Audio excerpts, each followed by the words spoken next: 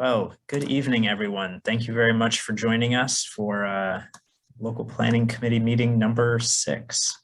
We are in the home stretch of our process here. Been making good progress over the last several months, and we're getting to the exciting part in the project of starting to finalize our list of projects that will be recommended and putting together the strategic investment plan, which kind of pulls everything together from our downtown profile, our community engagement process, our vision and goals, and then the list of recommended projects, as well as the list of projects that are included in the plan with LPC support, but that aren't recommended for funding. And so we'll talk a little bit more about that. Purpose of tonight's meeting is to kind of build on our conversation from 2 weeks ago. We'll share the results of the straw poll that we conducted via email with LPC members, and then use that to really put together our draft list of recommended projects. And that is what we will then share at our public meeting coming up on Monday, July 11th. That will be a fully online virtual meeting to kind of go through that draft list of projects. And then after that, we will conduct our voting on that list of projects. So agenda for tonight, I do want to briefly just review our vision and goals. We haven't actually talked about that in a couple of meetings and wanted to remind everybody about those bigger picture framework ideas that we talked about several meetings ago. Just a couple of brief project updates to share, and then really wanting to just talk about that list and work to identify the projects that will be on that draft list. So with that, Tammy, as co-chair, would you mind just reading our preamble just to once again remind our members, particularly as we get to this important phase of the project, about the importance of recusing yourself from discussions if you do have a conflict of interest. So Tammy, could you read this? Sure. Each local planning committee member is reminded of their obligation to disclose potential conflicts of interest with respect to any of the projects that may be discussed today. If you have a potential conflict of interest regarding a project you believe will be discussed during the meeting, please disclose it now and recuse yourself from any discussion or vote about the project. For example, you may state that you or a family member have a financial interest in the project, or you are on the board of the organization proposing the project. Do any members need to make a disclosure at this time? No. As previously disclosed, I'm on the board of the Landmark Society, so I will refrain from commenting on the Alta Vista project. And for the same project, I am involved with the Alta Vista project, so I will stay out of the discussion and anything that has to do with a decision. Thank you. Thank you both very much. All right. So as I mentioned, just wanted to refresh ourselves on the vision and goals that we talked about at the very beginning of this. And I think this is a good time to do that, just as we're now putting together this draft list of projects and remind us kind of why we're doing this. And so the vision that we had shared with the LPC, shared with the public, revised based on feedback from both groups is shown up here on the screen. I won't read through the entire thing, but I think the point here is that we're, as we're considering projects for this list, we're really looking for things that help, us make project towards this vision of a vibrant, connected heart of the region. So it's a place, projects that are strengthening downtown, making it more walkable and accessible, a place where, economic and cultural and social investments are growing and thriving, helps to put the finishing touches on the downtown revitalization that's been underway for so long, that so many people have contributed to, and really working to, make this part of downtown really realize the potential that it has.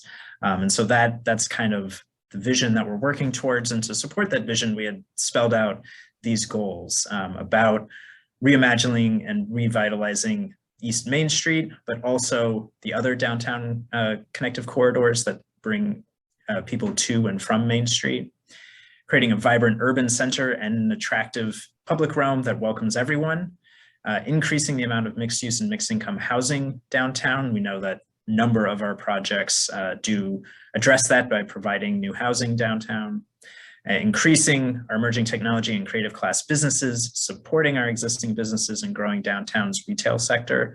And that's, again, one of the important co-benefits of adding more housing downtown is a bigger customer base who's around in the nights and on the weekends to support those local businesses and to further strengthen Rochester's reputation as the cultural center of the Finger Lakes. So thinking about opportunities for public art in the public realm, types of tenants that could be in new ground floor spaces and that sort of thing. So just a refresher on our vision and goals.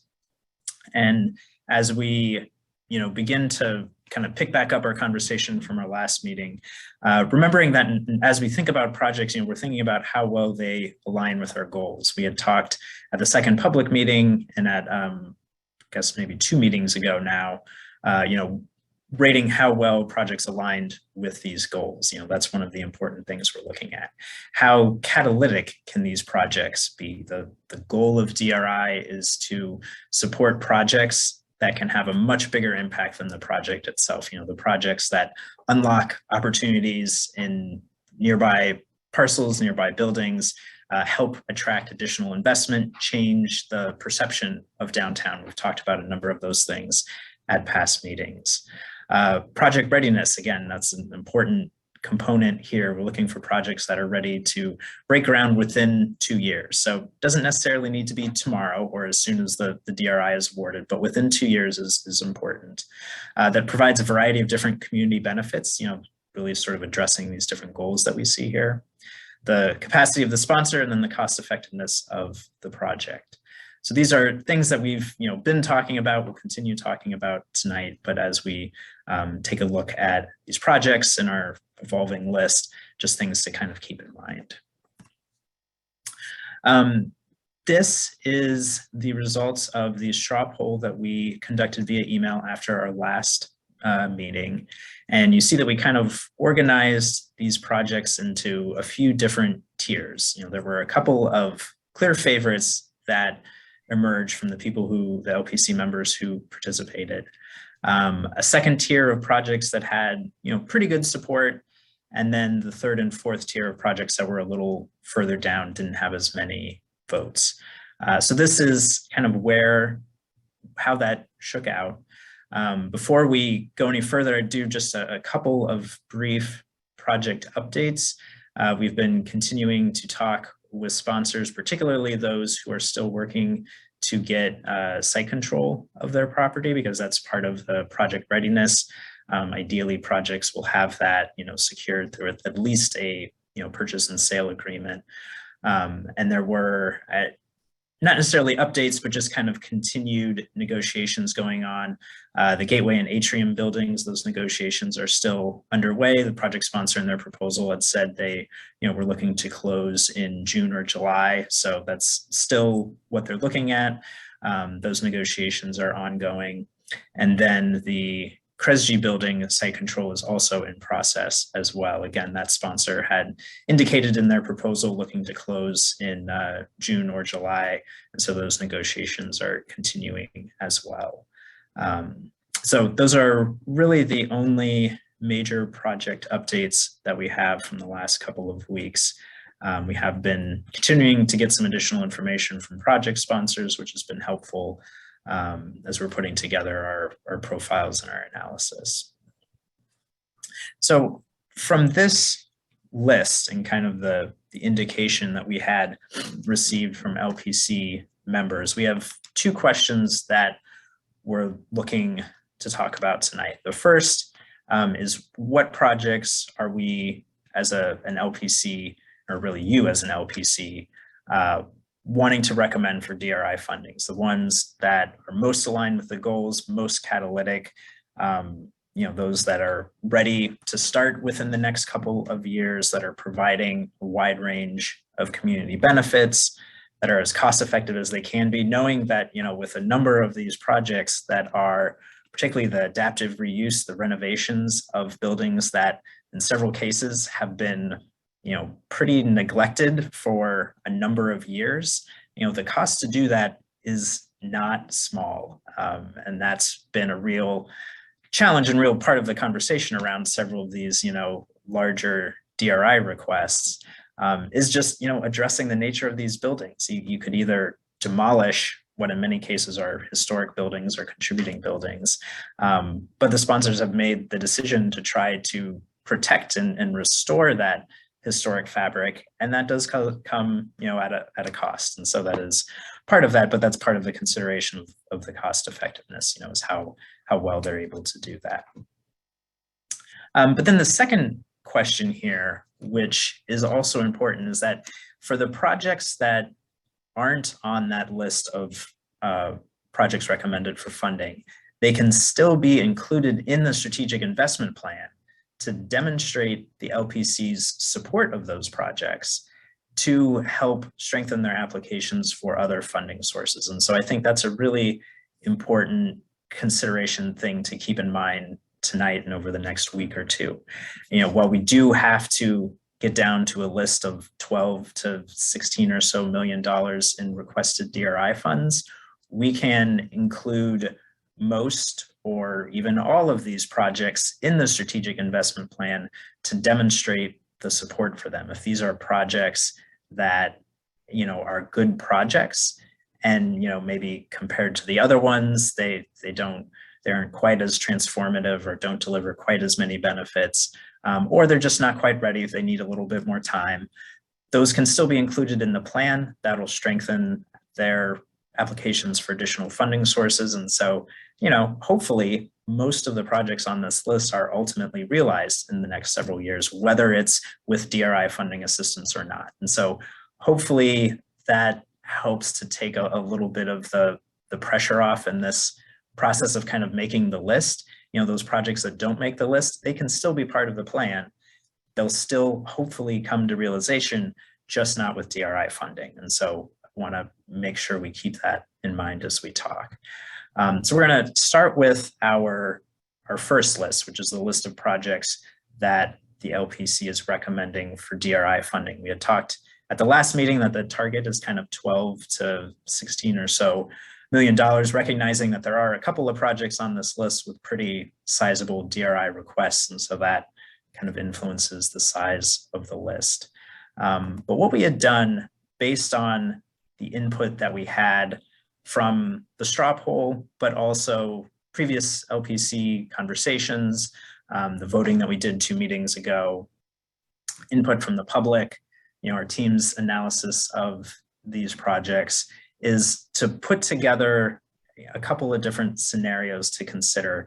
We'll go through the projects kind of one by one, but this is a chance to see how the group kind of comes together in terms of the total DRI request. And so in this first scenario, we put together a list of $16.8 million in DRI requests that includes, the 3 that were on the strong contender list, as well as the 3 that were in that second tier. So the Edwards Building, Gateway Atrium, and Alta Vista. So that's a total of $16.8 million that provides for some flexibility if, for example, the site control question on one or another of those projects doesn't get resolved, that still gives the state, choices as they're making the DRI award. So that provides a lot of flexibility while still having a list of projects that we think could be, really transformative for the downtown. And then we have a couple other scenarios if we wanted to have a smaller DRI request total, potentially because of the site control question with, for example, Kresge or, Gateway Atrium, if we, one or both of those were to not be on the list, but then we could add in, Mangan Schaefer, for example, or Mortimer Street Plaza. So these are some of the questions that we'll talk about in just a minute, but to illustrate, what we're doing is trying to figure out how to get to that right level.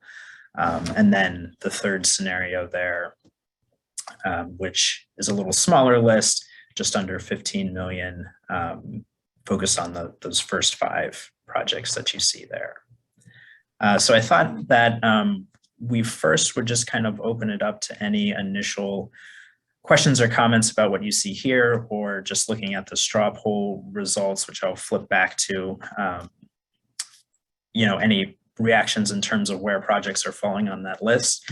And then we'll kind of go through one by one, and we'll ask LPC members to use the hand raising button as kind of an indication of, yes, this project should be on the list, to help us put together this draft list.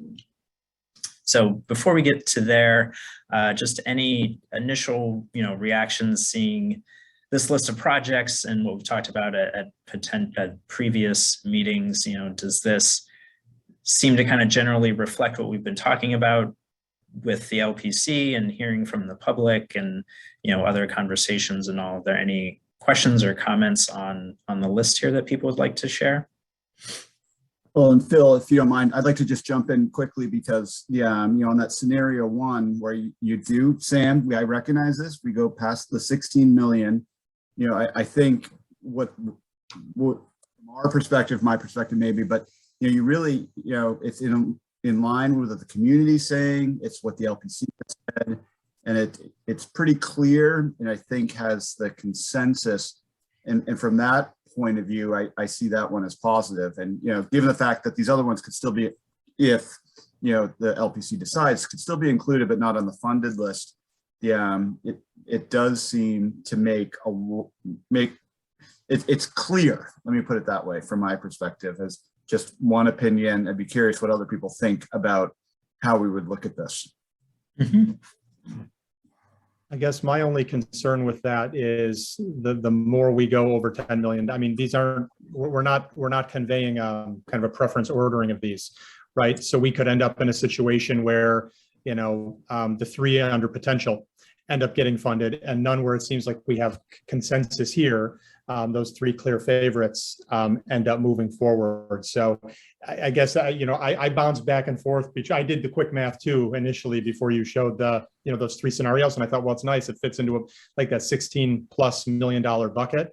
But I think that the more north we go above $10 million, it becomes every project on the recommended list is kind of equal. And what I've gleaned from our conversations and certainly from the public meetings is that there's support for a number of these projects, but it's in these bands that you have represented here on the slide. So to me, that argues for being closer to the lower bound here. And then also, I don't know if we've mentioned this at all recently, but the Alta Vista and the Main and Clinton mixed use could be possibly different numbers, possibly depending on if we fund just the building and the park or vice versa. So I think that is kind of a factor too. And Main and Clinton is less now, right? Ish. Main and Clinton, that would that number is kind of the gap they're looking to fill. The question would be kind of whether it's exclusively DRI funds or whether there are additional city programs that they could apply to help bring that number down closer to 40%. We're still kind of in the process of working through that. So before we get to the final vote, we'll be able to provide and update that, but that's still kind of an ongoing conversation. Gotcha. And I think, and this is not finalized, but I think the city can fill that gap. So that might be another factor. We still have to have our internal meeting and figure those details out. But I just kind of want to get a sense of, if those things are factored in as well. Right.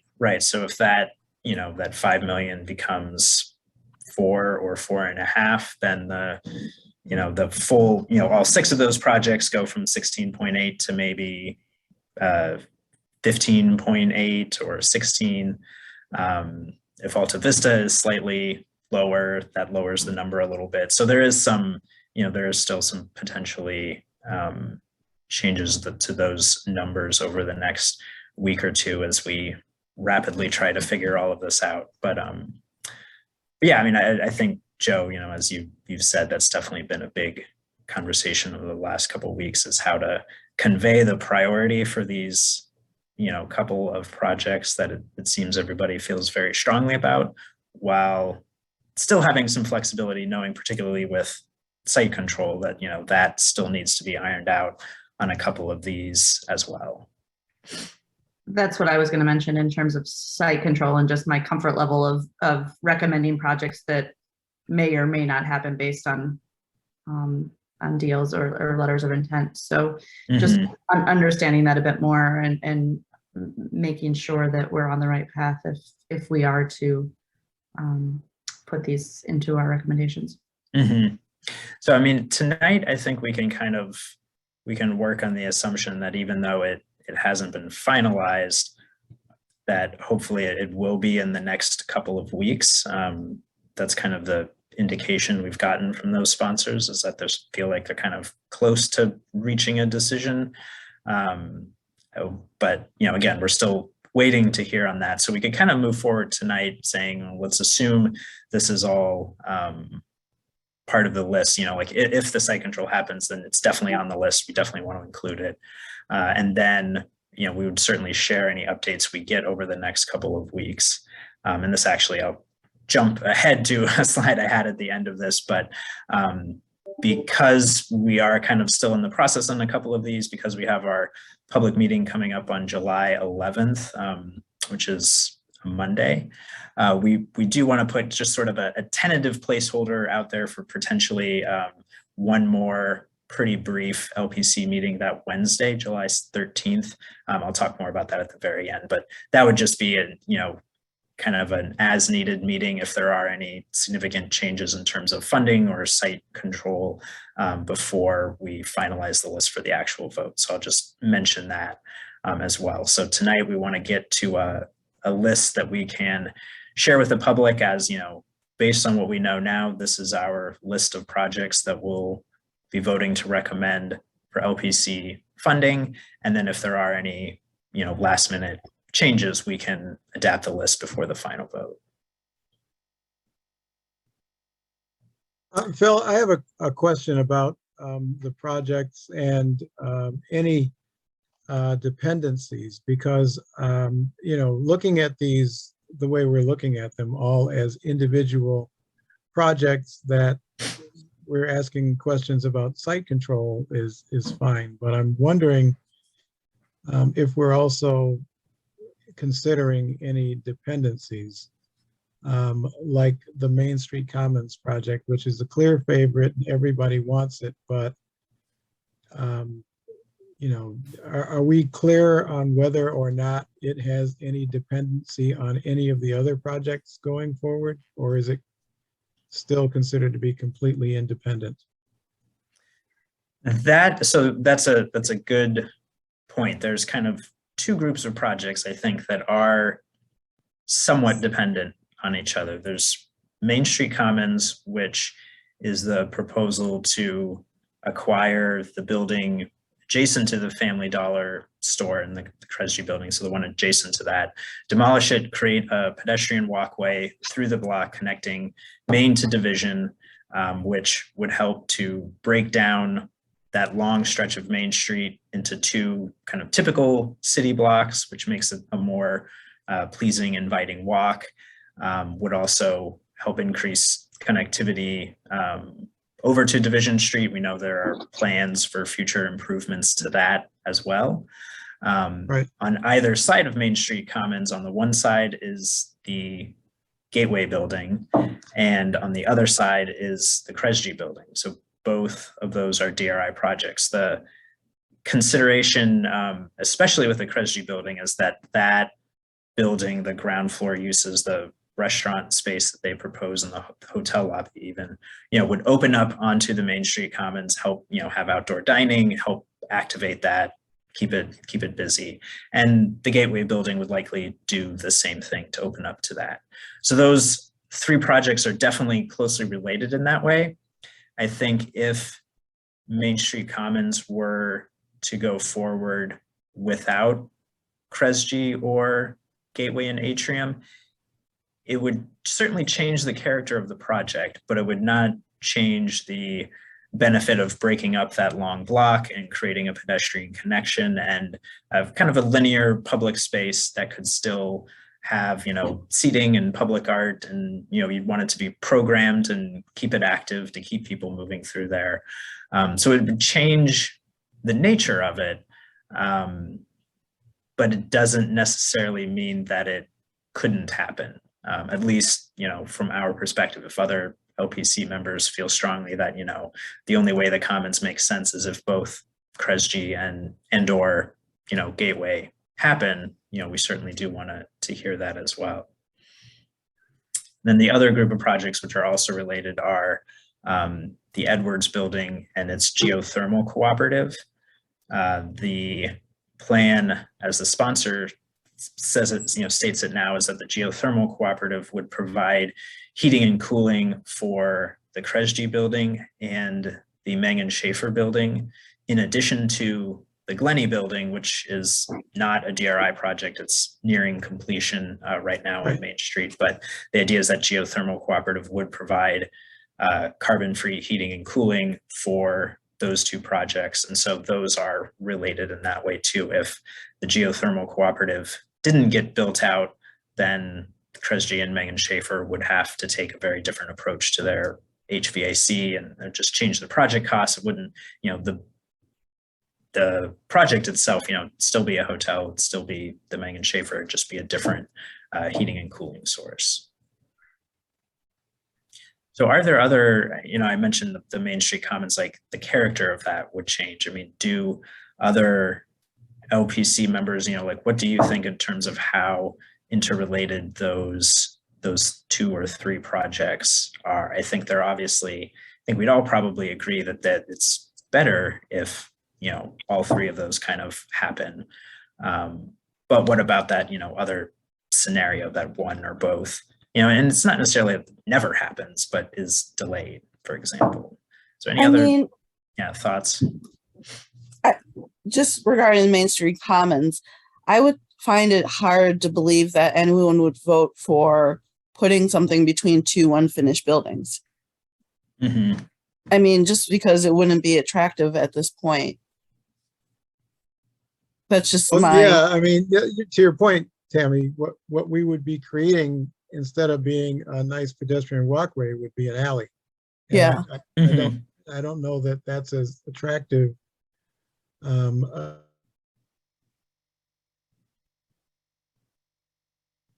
Did Dana freeze, or is it just me? I think he froze. Dana.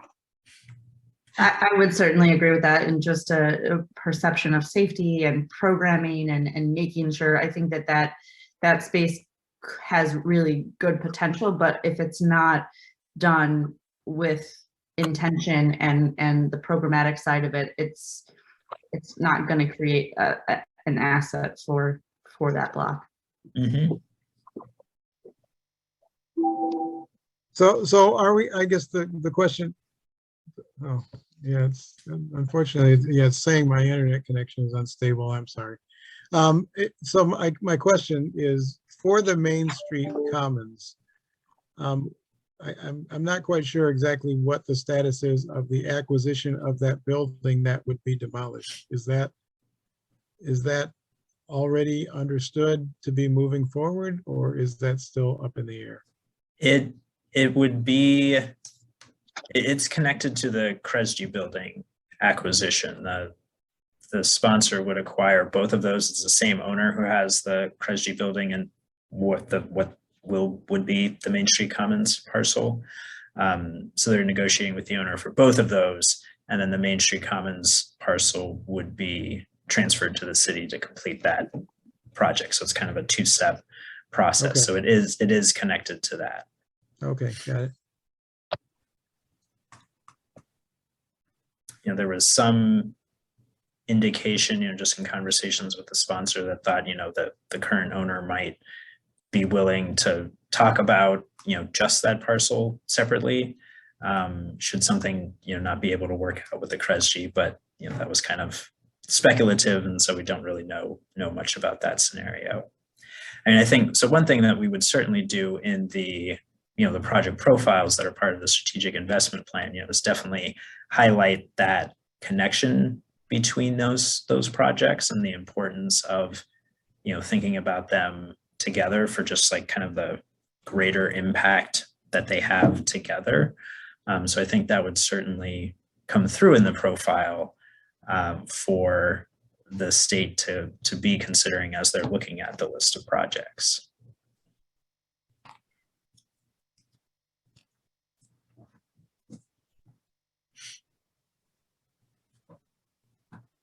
I think, but to, kind of to your point, with the list of projects, and again, this is kind of partly where the question of, how many projects, what's the size of the total DRI request that the LPC is recommending for funding, comes into play, is that sort of uncertainty, wanting to have the flexibility that for some reason, should, something happen to one of those projects on either side of Main Street Commons, well, what does that do for that project? And ultimately at that point it is, that's after this planning process is over, but, we'll make it clear in the project profile that's communicated to the state, the importance of thinking of those together.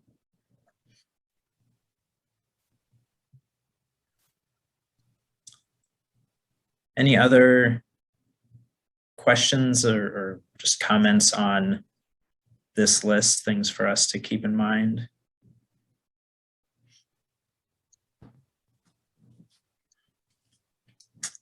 All right.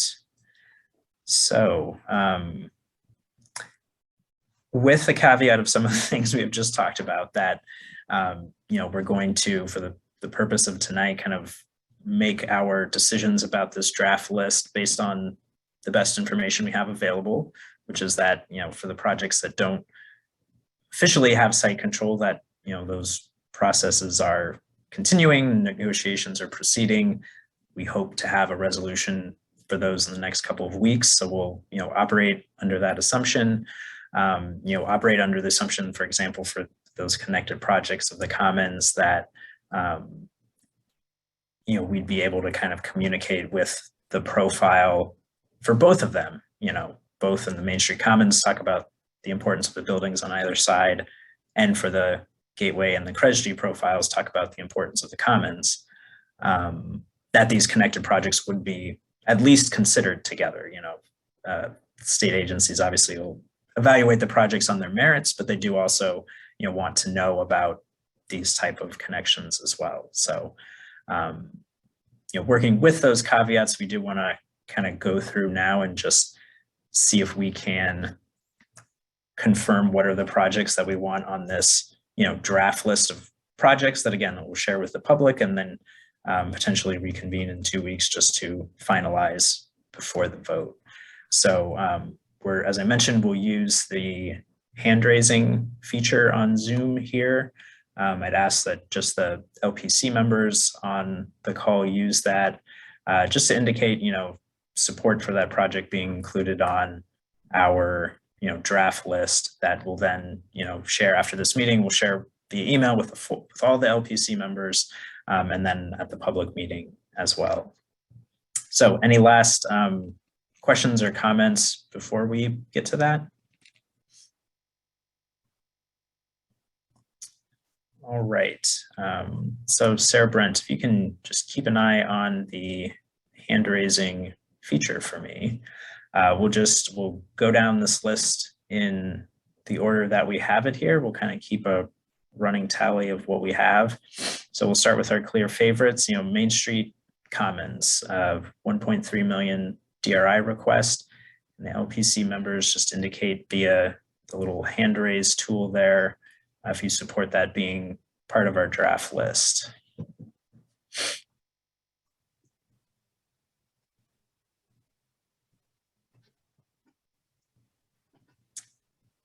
All right.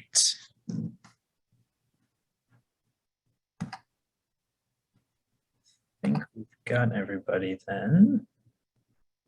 And I see Lisa visibly raising your hand. Thank you.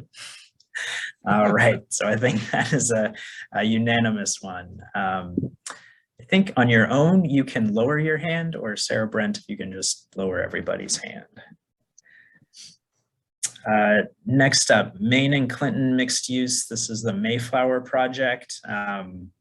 Talked about this one, a lot, both in terms of its, importance, its catalytic potential, also the high DRI request. But I think as we look at the cost benefit and both the physical, but also in a lot of ways, the psychological changes that project could have, in the surrounding area, had strong public support. I think has gotten pretty strong LPC support. So now for the LPC members, if you could again use that raise your hand feature for those who support including this on our list. Just need to scroll down. Lisa keeps moving on me, her video. All right, so that looks like another unanimous one. So that'll be on our list. Next up, the Kresge Boutique Hotel and Restaurant. This is one of several projects along our core block of Main Street there that would have both a hotel kind of hospitality and also restaurant event space component in it. Talked about how that can help support the convention center. It's fitting sort of a niche in the hospitality market. There's some bigger kind of major hotels across the street. This would be a different product, but then also just kind of the general appeal of the food and beverage concept that they're pursuing with a local operator who's really, focused on local food, local wine, and then the event space as well as another kind of attractor, both for visitors and amenity for residents. So as we think about kind of our cultural goal, attracting visitors to the downtown area, something that sort of addresses a number of those. So LPC members, if you can use that hand raise function to indicate support for this one.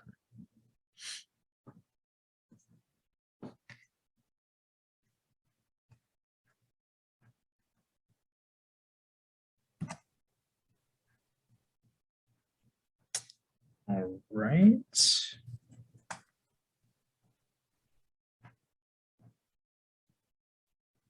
Looks like we have, all right, support for that one as well. So our clear favorites remain our clear favorites. Next up on our list, and at any point, if people have, any comments they want to share about, why they're voting for it or, not, like, please feel free to jump in and share those. And actually, that is a good point then before we move to this next tier, what we're ultimately, what might also be helpful to keep in mind as we move now to this next tier where, the kind of the potential and down to the less likely tier, the final voting in terms of how that happens, the LPC will be asked to submit a vote for a group of projects. So even though we're kind of going through here individually to put this list together based on LPC input, the final vote is for a group of projects. And so what we're looking for here is kind of a, what we hope to get to is a list that the LPC members can unanimously support, even if not every single project on there is your absolute favorite. If you generally feel like we've, hit the mark in identifying those key projects, that's really what we're looking for. So, as to keep in mind as we're kind of going through this today and over the next couple of weeks. So next building or next project to consider is the Edwards building and the Geothermal Cooperative.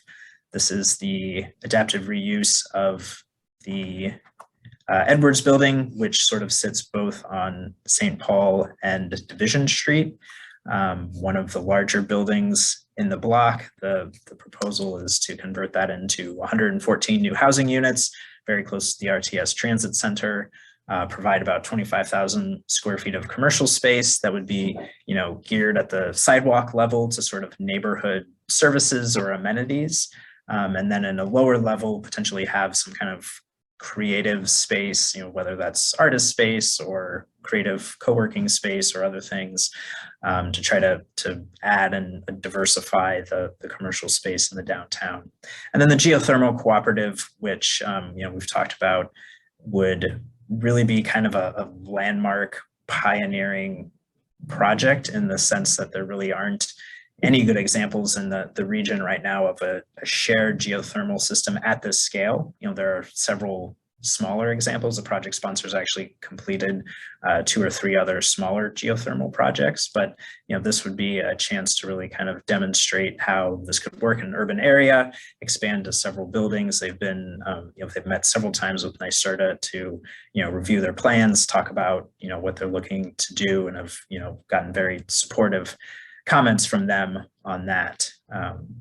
So that's the Edwards building. Sure. I do want to notify you that we have an 8th LPC member joining. Heidi was able to join. So keeping that in mind as we do the vote. Okay. Got it. Thank you. So we were just in the process of kind of reviewing the results of the straw poll, starting to identify our draft list of projects that the LPC will be recommending for funding, based on everything we've been discussing over the last several meetings. We've been through our first 3 projects here, confirm that our clear favorites remain our clear favorites, or the LPC's clear favorites. So next up on the Edwards Building and Geothermal Cooperative, if LPC members could use that hand raise function and indicate support for including this on our list of projects for DRI funding.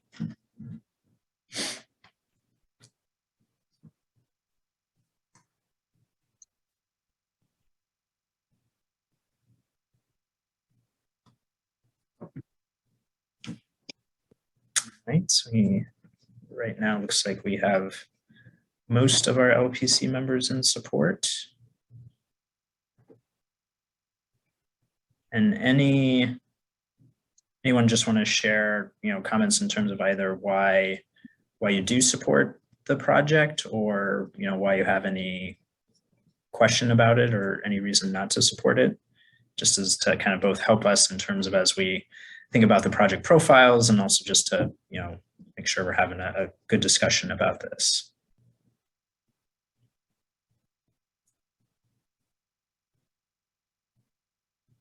For me, one of the considerations here is the possibility of the NYSERDA funding. Phil, you mentioned that. We've talked about that in previous LPC meetings. My sense is that those conversations are ongoing, and the project, as I understand it, would seem to fit into some of NYSERDA's existing funding streams. So I really like the project, and I love the potential of a redeveloped Edwards building. For me, trying to break out the projects in this potential category, the opportunity for them to tap into a funding source that may not be available to other projects, puts them in a bit of a different category for me. So my no vote for this isn't because I'm not supportive of the project. I really, really do like it. Mm-hmm. And I guess I'd echo just what Joe was saying. Like, I do think, well, this is a great exercise. It's hard for me to, in these clear favorites and potential, to not support one of them if, the state in our recommendations work with these folks on either other funding sources as the DRI projects, come forward, or even as, site ownership issues get resolved or are unresolved. So I will say it's a little difficult for me not having some of that visibility into that at this point. So it's hard to say I don't support any of these. So right. versus not raising my hand, to be completely honest. Yeah, I would echo that. I still feel like we're missing a lot of information to be able to really make educated recommendations. And along the same lines with Joe, looking at other funding opportunities, if we have to kind of divvy them up, and what may have opportunities elsewhere, and what this is really their one shot to make the project happen, understanding the financial side of it, and what those numbers look like. Well, I believe NYSERDA is already within their current funding sources for the geothermal cooperative. So some of the other details on that, and those are part of these project profiles that we've been developing, and as we're getting additional information from sponsors, adding and revising to these profiles, we will be getting those to LPC members to be able to take a look through after this meeting. It'll probably be early next week, just as we get some last bits of information in. So that'll, and that's part why we're not, voting tonight on this. We're trying to get kind of a draft list based on the best available information that we have right now. And again, if there are any other significant changes, we can certainly talk about those before the final vote. So that'll, those profiles will have, all of the information that's been presented at the previous meetings with a little bit more detail, just for, members to kind of read through and consider as we're, making these decisions here.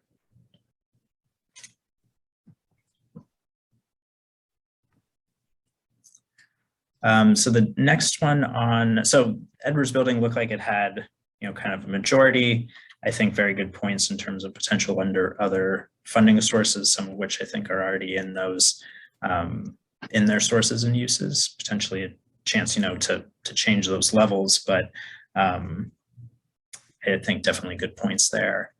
Just full disclosure, I'm going to say the same thing about Alta Vista, because we know that there's a pending application into HCR, and then like low income housing tax credits as well. Mm-hmm. I'm just going to say that because we're already talking about it. Yes, yeah, that's. So I'm going to vote for it, but with a caveat. That's another one where we're hoping to have an update in terms of those award announcements in the next week or two. So we might, if we're able to get more information before, the final vote, we would certainly update this, whether, that DRI request amount gets reduced because of their award, or maybe, fills the gap entirely.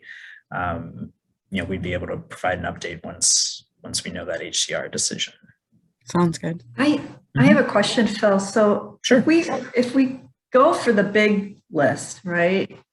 And some of these projects find out they have alternate funding, can we ask them to self-remove? That would, so that's a very good question. So if the funding sources were to change between, the time when the LPC makes the vote in 2 weeks and when the state makes their final award decision, the list of projects are the projects that the state agencies will be considering and evaluating and continuing to talk with project sponsors. So as there are updates to things like that, like, an additional funding source that was, pending now is confirmed in the future, that would be part of the state agency's consideration. So if that were to happen, for example, if we don't hear a decision about Alta Vista before the vote, it's included in the list. We have it here at $2 million. And then, a month or whenever down the road, those award decisions are made and that DRI request can be reduced, that would be part of the state agency's negotiations with the project sponsor prior to the final award. So even, the recommended DRI requests on this list, the state agencies can still make their own decision. And in some cases, they sort of have to be able to get to 9.7 million exactly. There's going to be at least one project that doesn't get their full amount because of, just fitting that 9.7 million mark. And so that is how that would happen. So that would kind of happen itself through the process, but that's a good question. I hope, does that kind of answer your question, Lisa? Okay, good.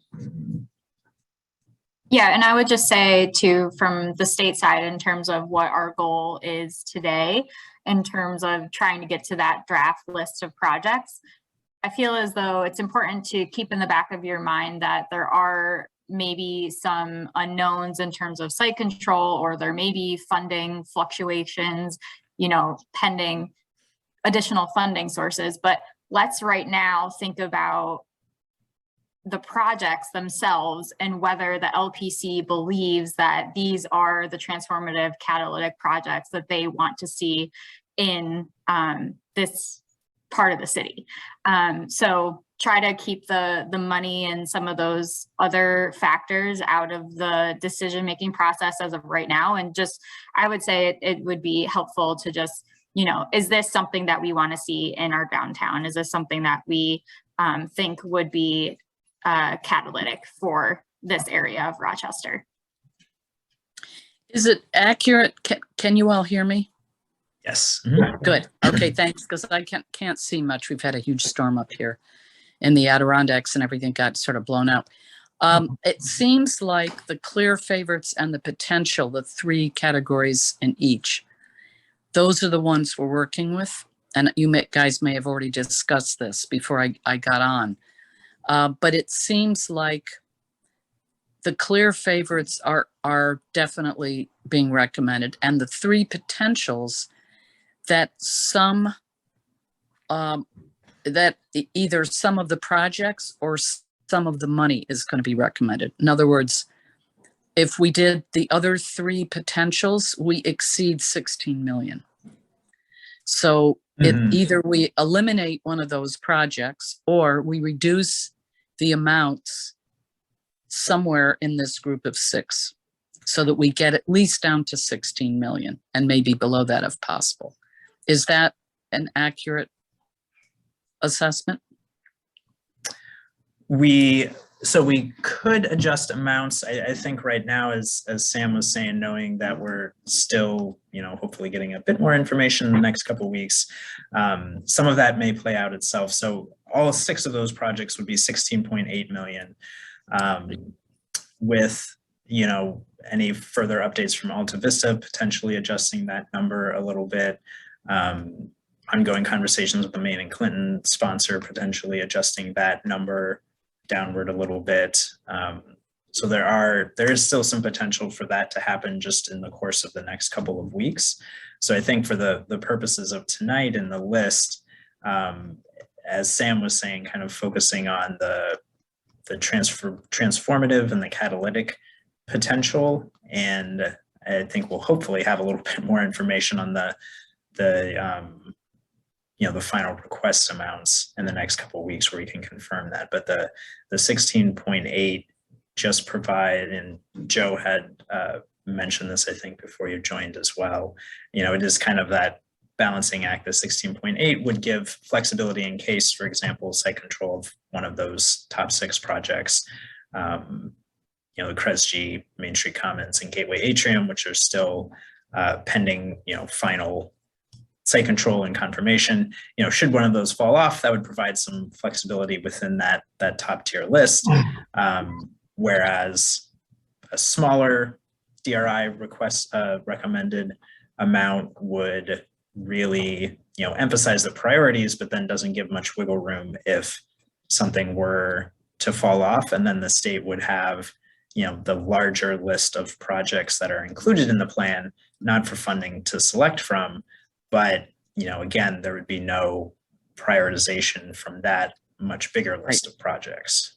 So I guess what I'm really asking is tonight, given that we need 2 more weeks or thereabouts to get some final information, CFA approvals, for example, some site control questions, how can we go much farther than recommending the top 6 at this point, unless we want to pull one of the potentials out? Other than that, how much more can we do tonight without that really valuable information that we hope to hear about within the next couple weeks. I'm just questioning what Well, we're doing. I think that is kind of it, is to confirm that those top 6 are the tentative list we're moving forward with. Like you said, if there's one of those potentials, there's a strong sense shouldn't be on there, whether one of the projects in that less likely list has a real strong case to move up, that would really be the only, I think, big change from that list today. And so we're just kind of going through project by project to try to gauge that. And then as we get, as well, input from the public meeting on July 11th, that'll be kind of the last bit of input prior to the vote.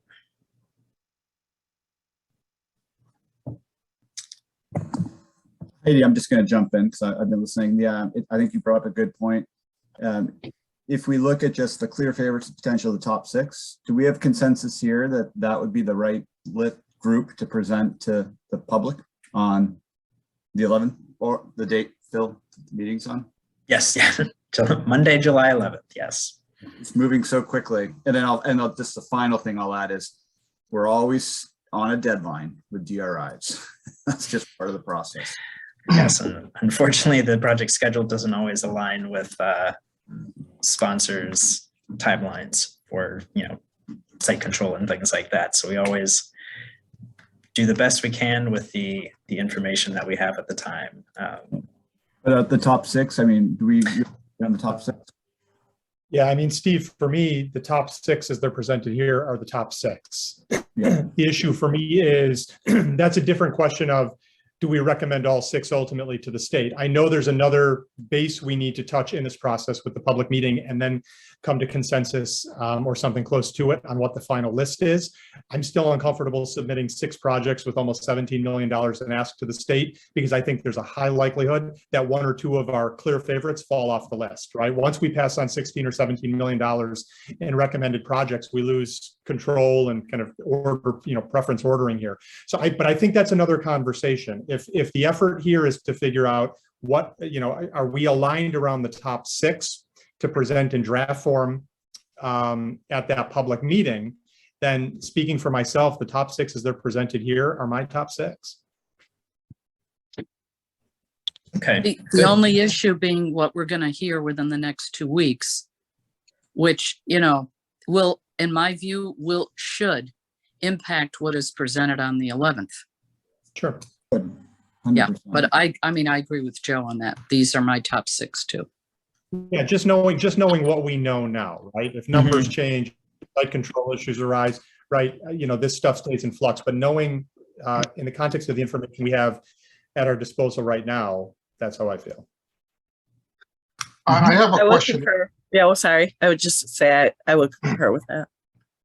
Yeah, I have a question. What kind of information that is fundamental, standard information are we going to get to make a decision to rate the decision of the clear favorites and the potentials? I mean, we are discussing a lot of. We don't have the same amount of information for all the projects. There's a lot of subjective discussion going on, except for the fact that and when we polled, we came up with this list of 6. But I'm feeling that there are some practical information. Site control is a practical information, for example. What else can we glean that will get us away from some of the subjective discussion? Is there something that we need to look at? Mm-hmm. So the site control, you're right. Like, that is one of the outstanding questions that we're just waiting for a decision one way or another from the sponsors. The project profiles, when you see those include the project description, the budget, and the sources and uses, which we talked a little bit about at the last meeting in terms of the number of different funding sources that most of these projects are leveraging in addition to DRI. it will touch on, for the projects with housing, to what extent or not they address affordable housing, in terms of like whether it's mixed income or purely an affordable housing project. That information is included in the profile. You've seen pictures in previous meetings with some of the project renderings, just to kind of get a visual sense of physically what those improvements will look like. So that's the type of information that's in there, as well as some of the more subjective stuff like the anticipated benefits, the both kind of direct immediate benefits, but also co-benefits. I mentioned before, housing projects that are adding a number of residents downtown, that's sort of a direct benefit. The indirect benefit is then that support for local businesses and those sidewalk storefront spaces. So we'll talk about some of those, as well as the decarbonization strategies that projects are proposing. So, most of that is all information we've, talked about at previous meetings. That'll all be in kind of one place for everybody to take a look at. In the profile, it'll note if site control is confirmed and set, it will say that. If it's still pending, it will say that. And so that's, one of the factors to consider. So hopefully that answers your question. Yeah, just for example, bringing individuals to downtown, how does that rate? Bringing families, mix housing to downtown. How do we compare that with other projects? I mean, what kind of rating would we give it on a given scale? I mean, I'm just throwing this out for thought. Mm-hmm. Because right. we are, there's a lot of subjective discussion here, of course, based on there's some knowledge, some information that we already saw, but if you go through the mission, through the criteria, you see some things that are not showing up here with the value, from my perspective, that they should have. Well, and I think that goes back to the goals that are established in the vision, and I hate the word subjective, but I think there's a lot to it, and but it comes into that transformative piece. I mean, are these projects aligning with the goals that we've all, and the community's agreed on? Is it going to, transform this area? Those are all pieces that we need to look at. And I think I would at least argue, having watched all of this, is that these, the top 6 are really, they do hit much of that. And some of the other ones that are still in the plan, which is, Phil, I know you have your final question about, are there any on the, the bottom half that probably shouldn't be in the plan? But otherwise, I think you still have some pretty exciting projects, coming into this, just not on the recommended list, but are the ones that you may be presenting to the public. Does the LPC agree that those are, with all the information we have right now, the goals that have been established, the vision that's out there, do they hit that? And is that, based on this list, are those the ones that the LPC wants to recommend at this stage? And I think with the top 6, it sounded like there were several, that would agree that, that's the list to present to the public. And then as we, finalize the profiles with the information we have and we'll still hopefully get in the next week or two, then there may be a change at the very end. But I think in terms of presenting to the public on the 11th, that seems to be a good list, unless there are any other comments. And I know that, the question of the 16 million is kind of the big one. Yeah. Yeah. So if I could just ask a question, if I know we've talked about the dollar amounts, and I apologize for bringing this back up again, but if one or two of these projects are indeed identified as being able to be covered at a reduced cost, and or one of the projects that currently does not have site control fully settled if information were to be received prior to that public meeting that would warrant a change to be made here, I would, I guess, ask the group here, are there one or two projects in the less likely category that that could be prioritized to be bumped up in case something were to happen with one of those 6, or is it not worth talking about at all? So I just wanted to raise that. Good question. Knowing that there are some things Eric, moving. Eric, could I follow up on that with you? It's if we are going to be, again, it gets back to Joe's point that if we have too many projects on there, it weakens the chance that the very top ones are going to be funded. So it seems like, if anything, we shouldn't be adding projects to the top group. We should be waiting for information that may either reduce the amounts or take one out completely because it doesn't have site control. That right now I can't, I'm concerned, like Joe is, that if we have too many projects up there, they don't let us prioritize. So we lose control of the ones that are at the top of our list in some numbers game sort of way. It's a fair point. That's just if by any chance actually one of our favorites really can't go through because of, I don't know, site control or other funding issues, will the state allow a very quick bump up of, so back to Eric's question, because I think even though we're signaling what our favorites are, there's still a lot of unknowns that could throw any one of these projects out, no matter how much we want them to go through. And that's just realistic stuff. Like, And that's what I think Joe was saying as well. And Nicole. A few people said that, but go on, Ann. Sorry. yeah, and so, I don't know. That's really what I want. I'm just kind of anxious that under 2 scenarios, we might lose control. One on Joe's scenario, but on the other side of the coin, if 2 big ones don't go through for very, very unfortunate reasons, how quickly can we turn on a dime and serve up one that we had ready, assuming, but I don't know. One question for the state is, can we do that at that late stage? Do they turn around and ask us for a filler in there? And should we be ready with that?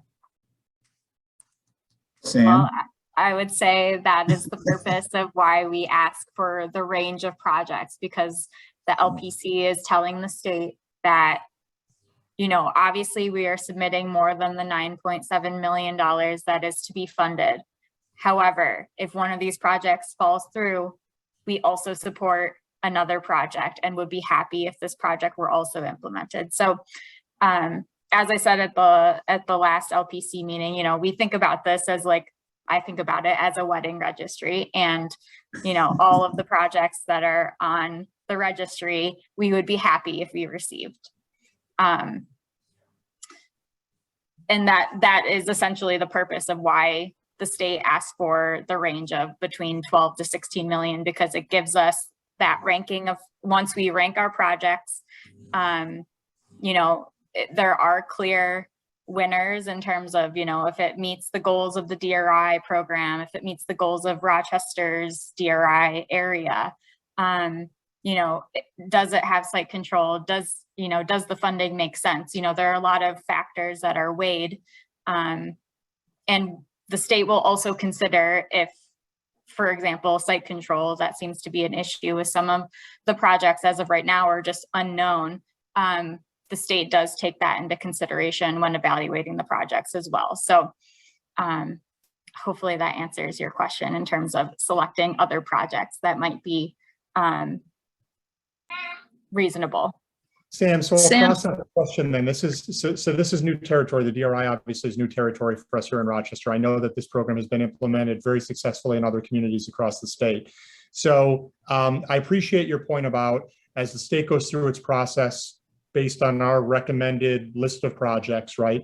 It identifies potentially financial issues, site control issues, implementation timeframe issues, and would take that into account in determining which final projects end up getting the award and moving forward. Let's assume that we put forward $16.8 million in preferred projects here. Every single one of them has the financials tied up, no site control issues, and can be completed within the time frame. Who and how is that determination process then in the state?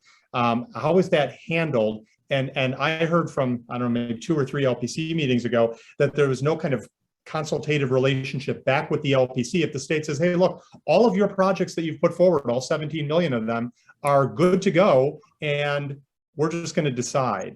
And so I guess that is part of the hang up that I have, and I hear that some of my fellow LPC members have, just to get a better sense of that process.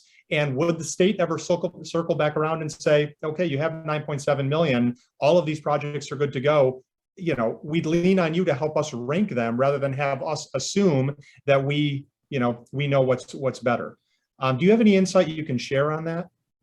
I do. In terms of, so it is a pretty rigorous it is a ranking process when the state does evaluate. So each of the agencies, DOS, HCR, ESD, will do a evaluation, a number ranking for all of the projects that are on the ballot against a variety of different factors, most of the factors of which are in the project profile and that we are talking about, throughout the entire process.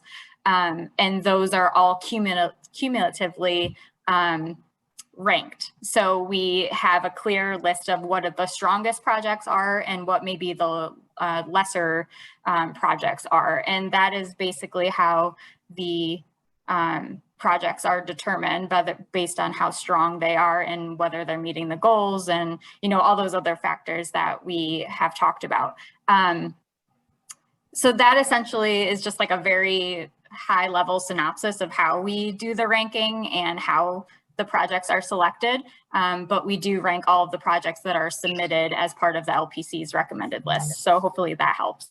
So if that sounds like there's maybe a numeric ranking or specific factors, and I apologize if this maybe was presented at an earlier LPC meeting, but if that's a rubric that you could share with us, that might be helpful. I mean, we talked a little while ago about subjectivity, right? If I think a project is a 10 and another project is a 9, that's my own scale, and it's not going to mirror, precisely any other LPC member.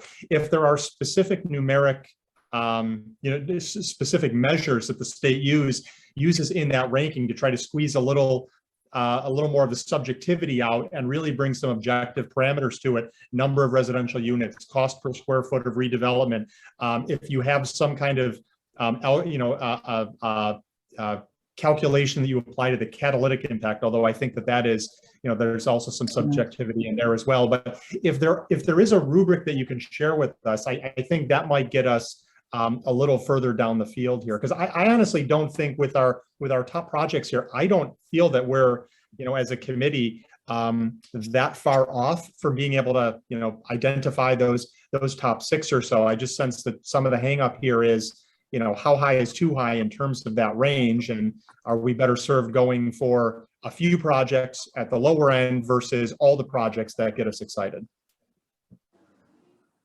And Sam, I would ask whether at any point you are in a position to reflect what matters most as it has been expressed through the LPC, meaning what does the community value most on this list?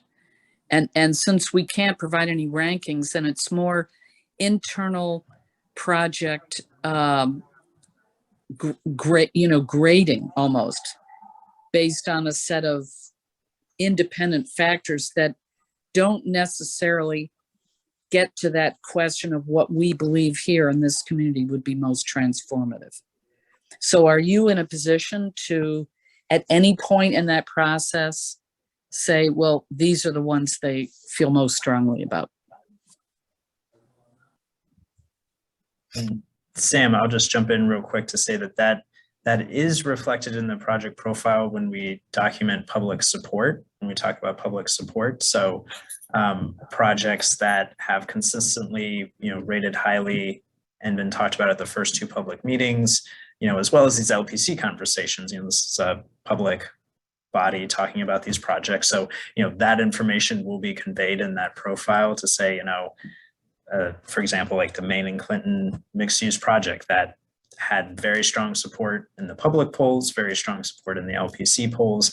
That'll be part of the profile that the state agencies will have to look at. So I'll say at least, it will be captured there, even if we can't necessarily say like this was the #1 gold star, project. We can demonstrate that it has very strong broad support. It's the reason, one of the primary reasons the city applied for DRI in the first place. Like there are things that we can talk about in that public support section that help capture some of that. So Sam, I don't know if you would add more to that. No, I think that was a great answer.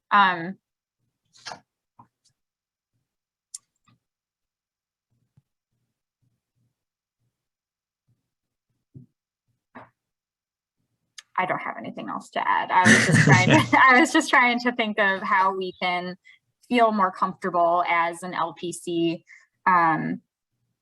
with moving forward, getting closer to what the recommended list would look like. And I don't know if, I guess in terms of, and sorry, Phil, if I'm like stepping on toes right now, but from what I've heard, based on the discussion from all of the LPC members, it seems as though the clear favorites and the potential projects are ones that the LPC would support if they did receive funding. And maybe the ones that are less likely or very unlikely are ones that we don't feel as strongly about. And I think the hang up for those clear favorites and the potential is just the amount of DRI requests that is sort of on the board. I guess as like an LPC, is that really what the concern is that we're leaving too much on the table in terms of DRI requests because it is 16.8 million if all of those were recommended?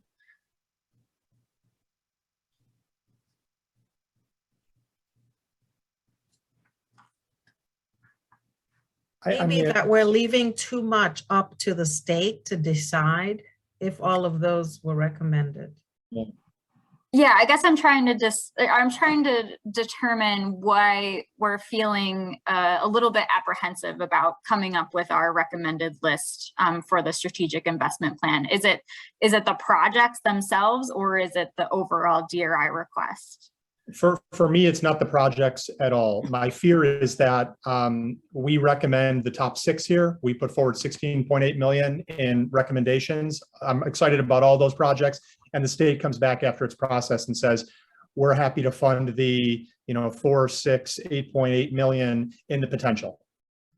And none of the 3 clear favorites that have been a consensus in our public meetings and virtually all of our LPC meetings make the list. And so I'm just trying to get a sense, and I assume some of my committee members are trying to get a sense of what that decision-making black box on the state side looks like, and how we can put forward the package that not only includes projects most likely to get funded, but projects most likely to get funded that we have not just excitement for, but like that highest level of intensity in terms of our support for any of those top 6 projects. I would be thrilled to have state support for. I think each of them in their own way can move move our DRI area forward, and each of them would be a really exciting project. I just happen to think that some of the projects have greater catalytic potential and would be a more kind of substantive and symbolic shot in the arm for the Maine Clinton block than others. That's all. So it's really like how we get a sense of how best to convey that. Phil, I appreciate your point about in the kind of the narrative profiles that accompany our final recommendation, we can convey, or you can convey some of that intensity. So it's not like we're just giving you a list of 6 projects all equal, right? So I think we want to be thoughtful if we get to that point of putting forward, 4 or 5 or 6 projects, just being really clear about which projects were our clear favorites and which projects we're really excited about. But they are maybe, it's 1 and 1A in terms of our preference ordering. That's all. And I think that goes to the fundamental lack of being able to rank them. Like, we're just basically giving you this entree of choices and saying, here, please choose. And I'll be honest, like the reason that Rochester got the DRI was because of some of these very catalytic projects. And it would be kind of disappointing to see if all things equal, if everyone had site control, if everything happened, the state not choosing the thing that's going to be, to Joe's point, the most catalytic downtown. And I would add the most likely to happen too, when there's site control issues and other things. Not, to me, the Main and Clinton corner is the highest priority for this community, and really what stems from why the city applied for this, why we need this funded. So, if all of a sudden that 5 million is in the mix and it's knocked out because of, some of the projects lower on our priority list, it's a non-starter for that catalytic change that we're talking about. Mm-hmm. Mm-hmm. Well, I'll just jump in, only having been involved with 6 of these beforehand. The catalytic component, and we all agree Main and Clinton is probably the most catalytic. All of those components, those are the projects that have been selected in everything we've seen in the past. I think if you look at all the DRIs, I think what I actually find strong about the DRI whole process is that, having dealt with Restore New York in my previous career in the public sector, reality does come into play. So to have a set of strong projects, knowing that costs, site control, loans, everything can throw a wrench in this. I think if all things are equal, I think the catalytic piece really will begin to drive it. So I think we could all take comfort in that sense. I think having the buffer zone that the DRI allows for makes a lot of sense, just from what everyone has always seen in redevelopment, revitalization initiatives. So, yeah. This is where I think some of the catalytic, potential catalytic impact becomes a little subjective, right? So I agree with what you just said, Lauren. Like, to me, if we don't do something with Main and Clinton with this enormous opportunity, shame on us, right? Not to say any of these other projects aren't phenomenal, but shame on us. The Main and Clinton mixed use has 10 or 11 apartments. Right? There are other proposals here that have 100. What Gateway and Atrium has, 375 or 400. So when we talk about catalytic impact, I think it's more than just the number of people, right? Mm-hmm. The level of economic activity. There is necessarily some subjectivity there, and that's so that just takes me back to the kind of the preference ordering component of this. I think public perception we can catalyze public perception here. That's really tough to quantify, right? If we can successfully redevelop, even if there aren't a lot of residential units there, but if we can change the look, the feel, the accessibility of that Main and Clinton corner, even without putting a lot of apartments there, I think that can be catalytic for the block. So, again, I just don't think it's as easy as like scientifically computing economic or catalytic impact. It's kind of the psychological impact, in a sense of conveying that sense of, there's been this, this issue on the corner for so long, and we've finally, through DRI, kind of overcome it. And that now changes people's perception of the area in terms of investment and visiting and all of that. So that again is where, in these project profiles and the description of the project, the discussion of anticipated benefits, the public support, that's where we're really telling that story of, it might, right, like you said, the numbers might be kind of small, but it has an outsized impact on the perception of this entire block, and in a sense, really does have that potential to unlock a lot of other investment, whether they're other DRI projects nearby or projects that are shown here on the screen that aren't recommended for DRI funding that ultimately go forward through other funding sources and mechanisms within a few more years. That's sort of that subjective transformative potential that we're really working to capture in the profiles that convey that to the state. So I think there's a way to capture that, even if it's not, number of units, for example. But even with that, that project, they're providing housing at 80% median income, which is a bracket that, can be very hard to finance. And so that's another public benefit that's being provided here. So there's a list of these that we all kind of try to get into the profile.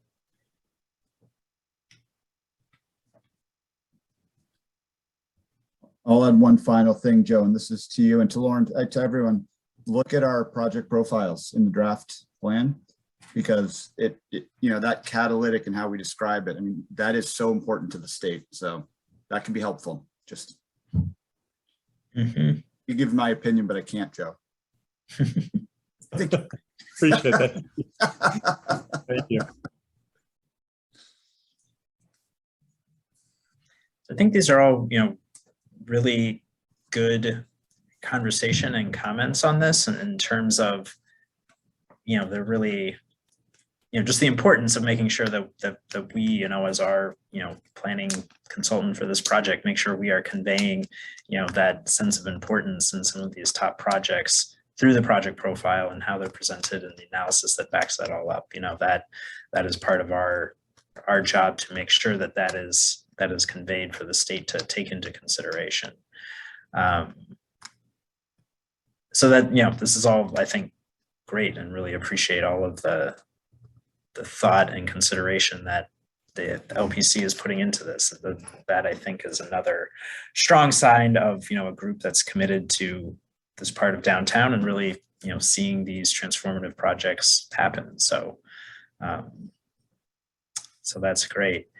I just, in terms of, agenda moving forward, so to, recap, I think a general sense that these 6 projects are all good, with information we have available. They're the list that we'll share with the public, pending other, any other updates or information that we get in the next week and a half between now and then.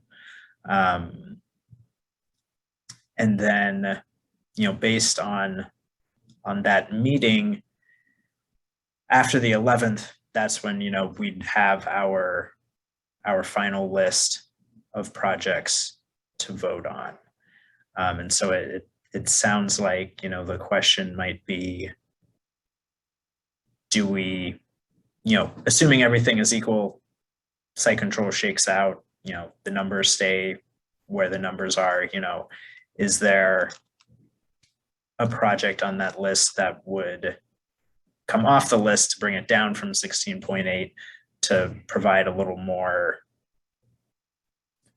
certainty, I guess, or a little more sense of, less opportunity for those top projects not to get selected? Phil, is that to answer that question? Would that maybe be easier for do that once we have more information? Right. Yeah, I think as a committee member, I would feel more comfortable answering that on my own part within 2 weeks once we have more information about some of these other factors. Yes. Self-selection going on with some of the results of the actual project movement. To see that before I personally would answer that question. Yeah, so it might be, so I think that's a very good point. We do still have a couple of, outstanding questions here. So I had mentioned a little earlier, sort of a tentative, follow-up LPC meeting to add on Wednesday, I believe it would be July 13th, right after the public meeting. We'll send an invite as kind of a placeholder for everyone just to kind of hold that time. It's sort of short notice, but hopefully a lot of people can be available then, just to provide those final updates, recap what we hear from the public meeting, And then be able to make the final decision on, is there one project that gets bumped off that list or something. So I think if we are in general agreement that that's the direction we can head, we'll go forward with these 6 projects as the recommended list for the public meeting. And part of the presentation is that, if there are updates, there may still be a final change, but to be able to get final public input, that might also influence, that list. So if people are comfortable with that, I think we can, plan to forge ahead then in that direction. Not to, I actually unfortunately have to jump off in a few minutes, but could I just ask one question on, because we're presenting this and the public's involved. The only item I see on this entire list that maybe we wouldn't want to present to the next one is the LED billboards on Main and Clinton, because it's in contrast to one of the number 1 items on our list. Is there a reason to keep that on this list at all at this stage, or is that a drop off at this point?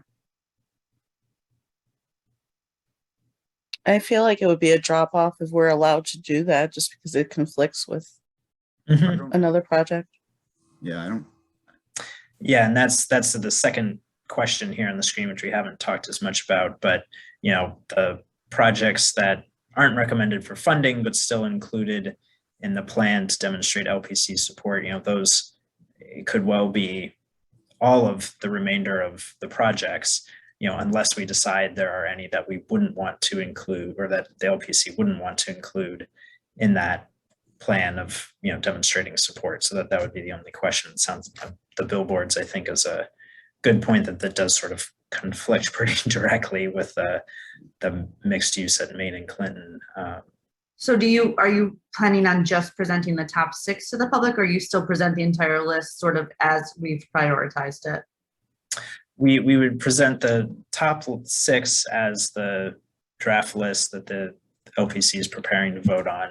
The rest of the projects, with the possible exception of the LED billboards, or if there are any others, as the projects that would be included in the plan, but not recommended for funding. So yeah, they would all be presented, but sort of in those 2 groupings.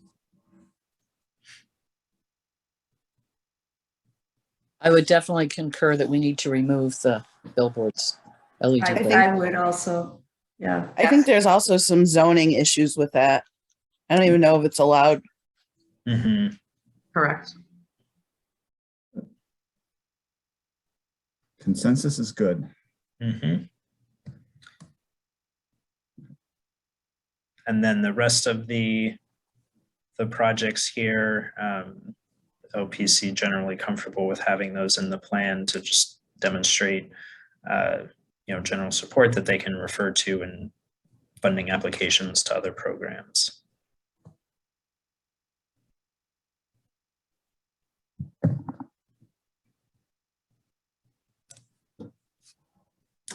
Was that a question or a statement? I realized I was just sitting here in silence. It did kind of sound like a statement. It was more of a question. If there are any other projects on that list that we would want to put in sort of the 3rd category of, acknowledging that the sponsor spent the time to put in the application, but it's not being recommended for DRI funding. It doesn't, have the catalytic potential or meet enough of the goals to even include in the strategic investment plan. That's kind of the 3rd tier of projects, I guess, the ones that would just not be included in the plan at all. So yes, the question is, are there any other projects here that LPC members feel maybe shouldn't be included in the strategic investment plan?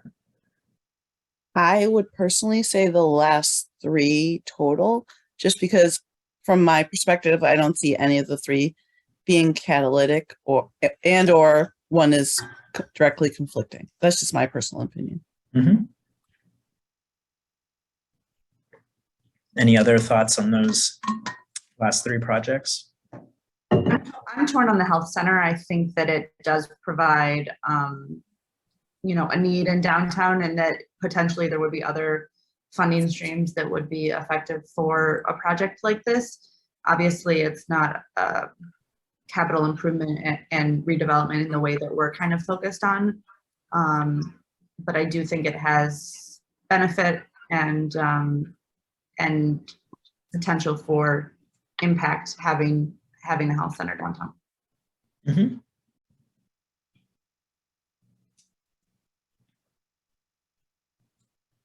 I would also suggest that the Albert Paley Archive and Exhibition Space, while it doesn't come to the same level of being either transformative or catalytic in the way that our top 6 are, in my opinion, I do think it would have a very strong positive impact.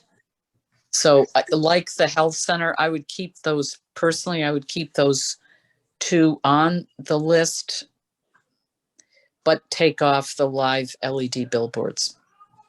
Mm-hmm. That's just my opinion.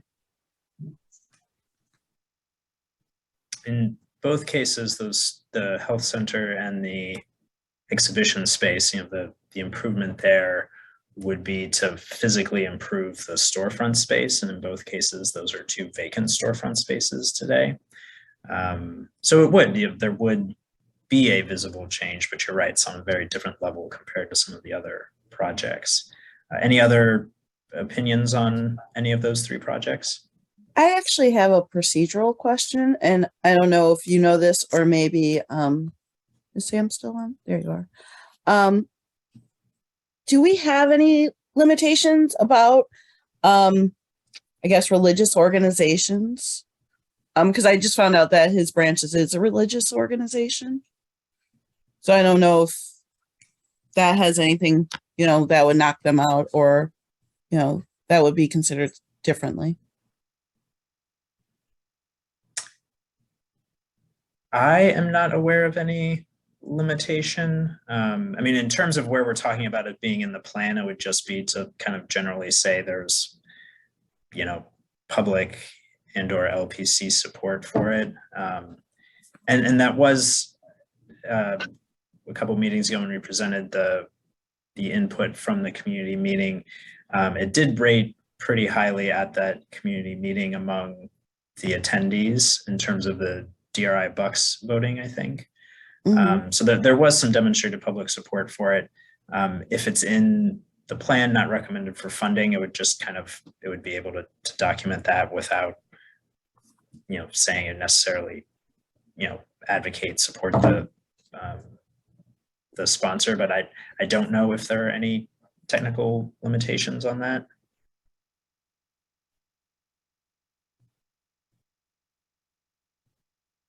It's maybe one we can just check on. I was gonna say, Sam, do you know of any? I'm curious, just because I recently found out it's a religious organization. Yeah, no, DOS through the DRI has, if it were a recommended project, we have funded like faith-based organization, nonprofit, things like that. So I don't see an issue with it at all. Okay.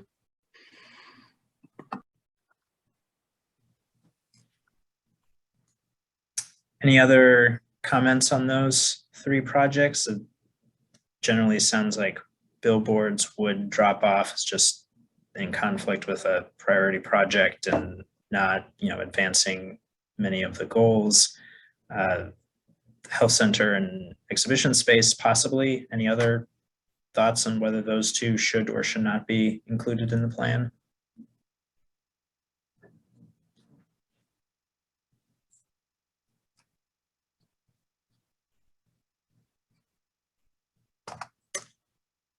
Right, so not hearing strong opinions either way.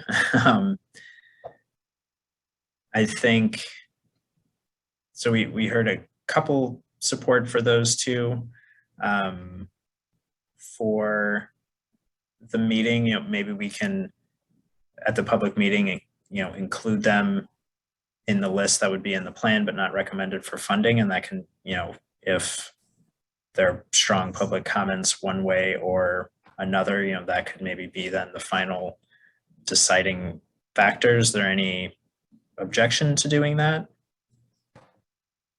I agree with that. Seeing a couple of head nods as well. Great. Okay. Yeah, I certainly don't have any objection to that. I feel like for those two, the health center and the exhibition space, those are prime candidates for some philanthropic support. Mhm, mhm. And it seems to me that, you know, there's certainly enough foundations and other organizations in the community that there ought to be some way to get those two things funded without having to go through this process. So I think we should just keep that in mind and make sure that, you know, there was a lot of support around having some kind of health center with a pharmacy downtown. I think there was a little less support for the exhibition space, but there is a lot of support for remembering Albert Bailey and his works, and the, you know, the bridge railings that just got painted a completely different color this week, which kind of surprised me, but you know, so. I guess I have a question on how these are presented, you know, how these will be presented at the public meeting too. You know, I think giving that background to the public, you know, in that, you know, while we're not unsupportive, you know, we do recognize, you know, the need and opportunity for community health centers in that area and for, you know, our exhibitions and philanthropic investment.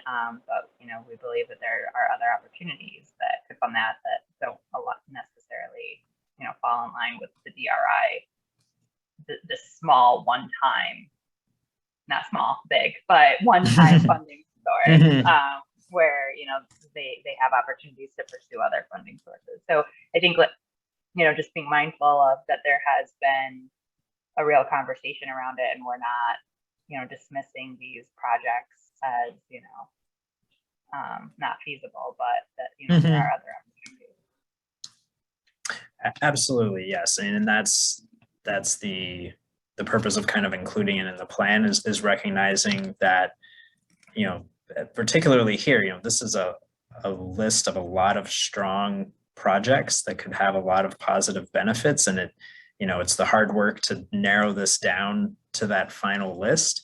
But, you know, if it's not included on the list, it doesn't mean that it's a bad project or it shouldn't happen. It just means that DRI, you know, is maybe not the right source for it. So I would agree, you know, it's not necessarily a judgment on the project. It's just the reality of kind of working within the program. So that's the advantage of being able to have it in the plan, is to say, you know, yes, it would provide some benefits. It's not on the same magnitude of, you know, transforming a corner that's been a bit of an eyesore for decades now, but it's still meeting a need. It's still, you know, fixing up a storefront. So that, in terms of how we'll talk to the, you know, present those to the public, that's kind of the approach. You know, these projects that are in the plan are still, you know, good projects. They can move forward. There's other funding sources. There's other opportunities.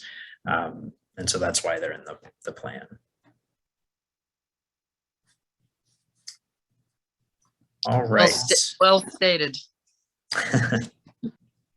All right. So it sounds like then for the list of projects that would be included in the plan, but not recommended for funding, it would basically be you know, anything that's not on the final list, with the exception of the billboards for the reasons we talked about. So that'll be how we'll present it to the public on the 11th. All right. So remaining schedule. I think we have had another really good conversation tonight, and I do want to thank LPC members for being engaged and involved and, you know, sharing, you know, thoughts about these projects and asking good questions. It really does help, you know, make sure that that list of projects is reflecting, you know, our priorities, achieving our vision and goals. So I really appreciate your engagement and involvement tonight and at all of our previous meetings. So as I mentioned, you know, coming up, our schedule, big picture, we're working towards the end of July to finalize the strategic investment plan that will be delivered to the state, that will include the list of recommended projects and the list of projects that are supported but not for DRI funding. So working backwards from that, we have the public meeting on Monday, July 11th. That'll be a virtual meeting where we'll talk about these two groups of projects, ask for input on those.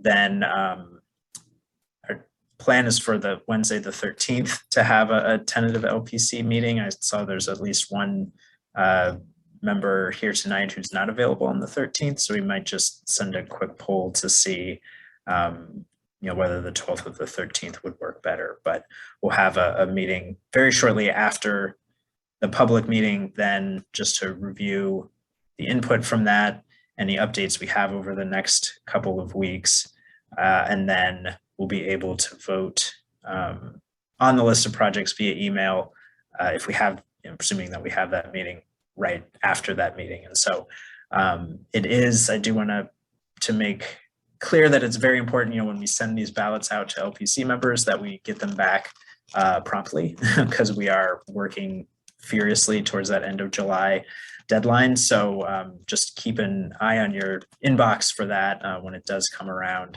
to be able to return that quickly. That'll just help us. And then moving on from the end of July, the submission of that strategic investment plan, August through, probably towards the end of the year is kind of the state decision-making period, where they're conducting their own kind of review of the project profiles, talking further with project sponsors, making their final decisions. And then project implementation will begin, once those DRI awards are announced. By early 2023, the wheels will be turning and projects will start to get going. So that's kind of the roadmap ahead. One thing, I guess it's not represented here, we will get the draft project profiles around for LPC members to review. That'll be kind of the draft working version of what will ultimately be in the final strategic investment plan. So kind of making the case in those sections that we've talked about today, the public support, the anticipated revitalization benefits, some of the other things, making the case for some of those projects that the LPC feels very strongly about.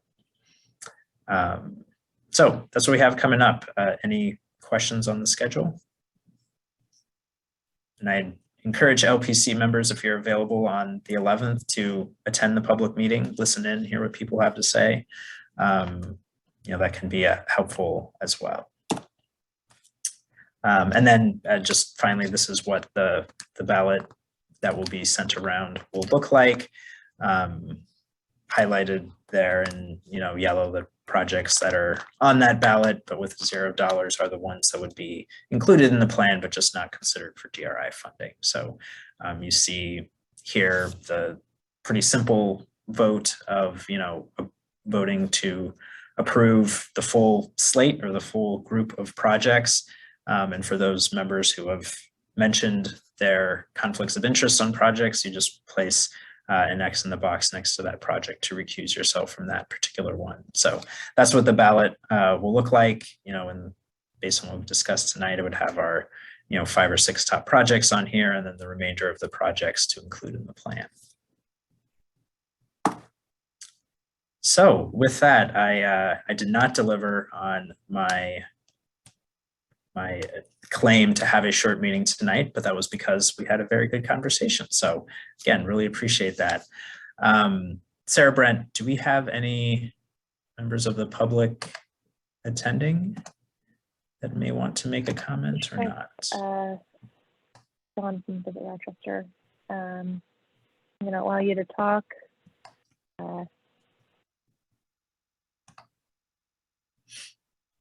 Otherwise, no one's in attendance. All right.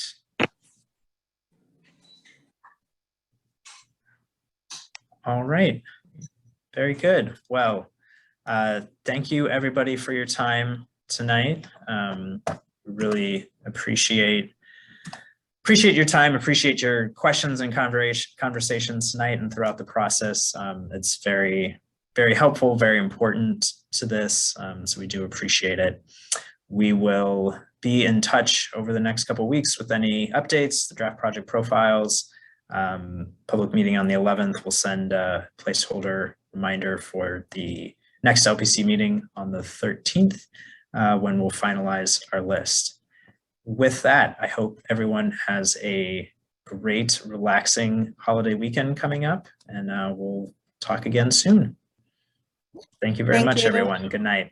Bye. Good Thank night. you. Have a good night.